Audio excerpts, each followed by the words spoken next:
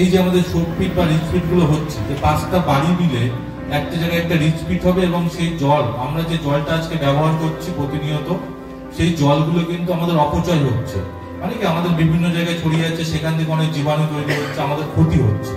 তো তার জন্য সরকার একটা উদ্যোগ নিয়েছেন যে প্রত্যেক গ্রামে 5টা বাড়ি মিলে, 5টা বাড়ির যে কলগুলো আছে সেখান থেকে একটা নির্দিষ্ট কোনো স্থানে যদি একটা রিচপিট করে দেওয়া যায়, তাহলে সেখানে কিন্তু আমাদের জলটা সংরক্ষিত হবে এবং সেটা ভূগর্ভস্থ হবে। ফলে কি হবে, ফলে আমাদের আগামী দিনে, আগামী ভবিষ্যতের দিকে তাকিয়ে যে আমাদের যে জল সংকট সেটা আর দেখা দেবে না।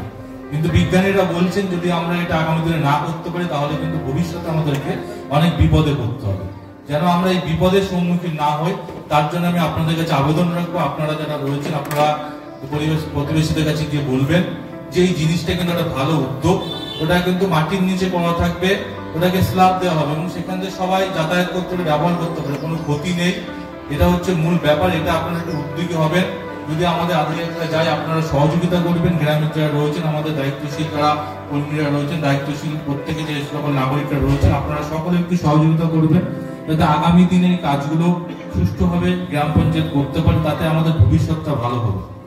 আর একটা বিষয়, আমরা আরেকটা জিনিসের আমরা জায়গা খুঁজে পাচ্ছি না। যদি আপনাদের মধ্যে কোনো সরকারি ব্যক্তি বা গ্রামের কোনো মানুষ থেকে থাকে, সলিড ওয়েস্ট ম্যানেজমেন্টের জন্য একটি জায়গার প্রয়োজন, যেখানে আমাদের নোংরা আবর্জনাগুলোকে ফেলা হবে। মূল্যবেলে গ্রাম পঞ্চায়েতের অধীনস্থ এমন কোনো জায়গা এখন আমরা খুঁজে পাইনি, তো সেটা পেয়েছি, এখনো পর্যন্ত এমন কোনো জায়গা আমরা খুঁজে পাইনি। যদি কেউ দান করতে চায় বা এরকম কোনো জায়গা পরিত্যক্ত বা পড়ে আছে বা সেটা বেসল্যান্ড, যদি আপনাদের কোনো নখদর্পণে থাকে একটু আমাদেরকে বলবেন, তাহলে একটা প্রজেক্ট সেখানে তৈরি হবে।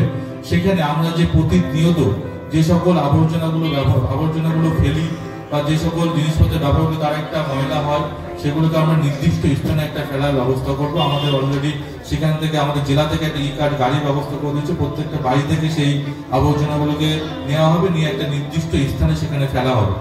এই জিনিসটা আপনারা একটু মাথায় রাখবেন। যদি কেউ সরকারি ব্যক্তি থেকে থাকেন, যদি কেউ একটা প্রজেক্ট করতে দিতে চান, তাহলে কিন্তু আমাদের খুব সুবিধা হবে।